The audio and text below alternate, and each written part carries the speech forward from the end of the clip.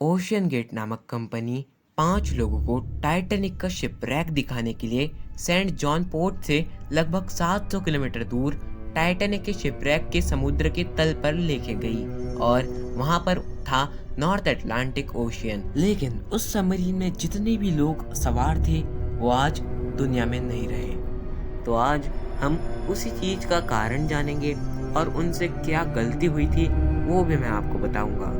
तो बने रहिए वीडियो में अंत तक और फटाफट से हमारे चैनल फैक्ट्स टेम्पल को सब्सक्राइब करके बेल नोटिफिकेशन को ऑल पे सेट कर दो ताकि आपको हमारी ऐसी नई नई वीडियोस मिलती रहे। उस सबमरीन में टोटल 5 लोग मौजूद थे, जिनमें से एक थे हैमिश हार्डिंग, जो कि जेफ बेजोस के साथ में स्पेस में भी गए थे। उनके साथ ओशियन गेट कंपनी के सीईओ स्टॉकटन ड्रज भी थे। इसके साथ उस सबमरीन में पॉल हेनरी भी थे, जो कि टाइटैनिक को बहुत ही ज़्यादा अच्छी तरीके से जानते थे क्योंकि वो पहले भी शिपरेक में गए हुए थे।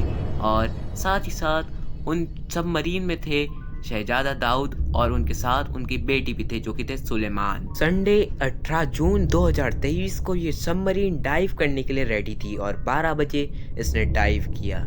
ऐसे तो सबमरीन को टाइटैनिक तक पहुंचने के लिए 2 घंटे लगते थे, लेकिन 1 घंटे 45 मिनट के बाद इसकी मदर शिप से कनेक्शन टूट गया।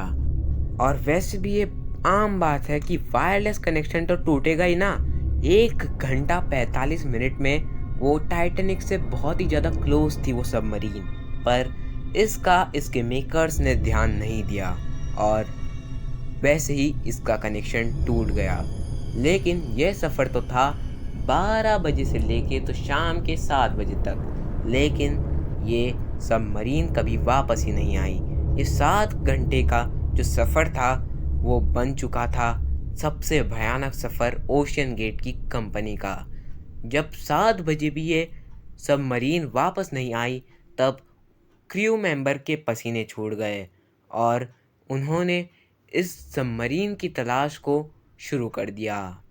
यूएस और कैनेडियन फोर्स लग गई थी अब उस सबमरीन को ढूंढने के लिए। उन्होंने चारों तरफ एक एरिया बना लिया था जहां पर उन्होंने हेलीकॉप्टर्स की मदद से खोज को चालू कर दिया था और सोनार स्कैनिंग की मदद से वो समुद्र के अंदर भी रेडिएशन को ढूंढ रहे थे, लेकिन कुछ भी पता नहीं चल रहा था। पास के शिप्स कमर्शियल्स को भी बोल दिया था कि आप भी अपनी आंखें खुली रखना क्योंकि कभी भी सबमरीन ऊपर आ सकती है, लेकिन ऐसा नहीं हुआ। 21 जून को सुबह 6 बजे रेडार में कुछ हलचल हुई, यानी कि समुद्र के अंदर से कुछ रेडिएशंस आई जो कि एक शिप ने डिटेक्ट कर ली थी।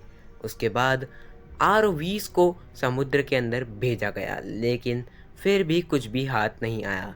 अब उस सबमरीन को खोने का डर था क्योंकि उसके अंदर सिर्फ 4 दिन की ऑक्सीजन बची थी और 3 दिन पहले ही निकल चुके थे।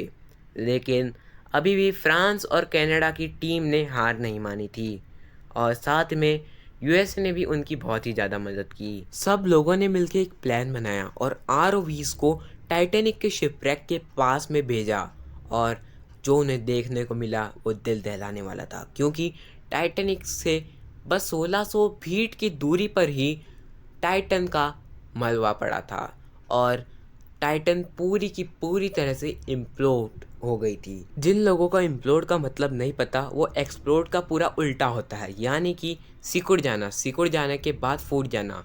ऐसा ही कुछ उस सबमरीन के साथ हुआ था, यानी कि वो प्रेशर झेल नहीं पाई थी। उस सबमरीन को गलत तरीके से बनाया गया था और साथ ही साथ ओशियन गेट के फाउंडर ने भी 2021 के इंटरव्यू में बोला था कि उन्होंने कुछ रूल्स को तोड़ा है और टाइटन को बनाया है। तो आइए जानते हैं कि ये कैसे बनी थी। ऐसे तो जो समुद्र के अंदर जितनी भी सारी चीज़ें बनती है वो स्टील की बनती है, लेकिन इन्होंने यूज़ किया था कार्बन फाइबर जो कि समुद्र में अच्छे से नहीं टिक पाता। लेकिन इन्होंने जब 5000 से 10,000 PSI को चेक किया तब तो उसमें ये पास हो गई। लेकिन वैज्ञानिकों ने बताया कि समुंदर के अंदर कई तरह के प्रेशर्स होते हैं, जैसे कि पानी का प्रेशर जो कि सही में बहुत ज़्यादा होता है। लेकिन अब एक और बात मैं आप सबको बताना चाहूँगा कि इसमें सबसे बड़ी गलती सीईओ की है क्योंकि अगर वो कार्बन फाइबर का इस्तेमाल ना करते हुए जैसे हम करते हैं स्टील का इस्तेमाल करते, तो शायद उन 5 लोगों की जान बच जाती, जिनमें ओशन गेट का सीईओ भी शामिल था। टाइटन सबमरीन ने 2019 में एक ऐसा ही एक्सपीडिशन किया था और उसमें ऐसा माना जाता है कि सबमरीन पर क्रैक्स आ गए थे।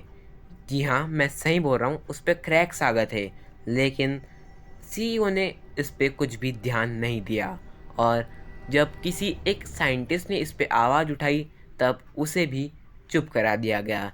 लेकिन शायद ये उसी बात का संदेश होगा कि ये कार्बन इसे नहीं झेल पा रहा है और ऐसा माना जाता है कि जिस गहराई में वो इम्प्लोड हुई है उससे सिर्फ इम्प्लोड होने में 0.3 सेकंड लगे हैं। यानी कि आप समझ ही सकते हैं कि कुछ मिली सेकंड में वो 5 लोगों की जान चली गई। तो दोस्तों यार, आज के लिए इतना ही। मैं मिलता हूँ आपसे नेक्स्ट वीडियो में, तब तक के लिए गुड बाय।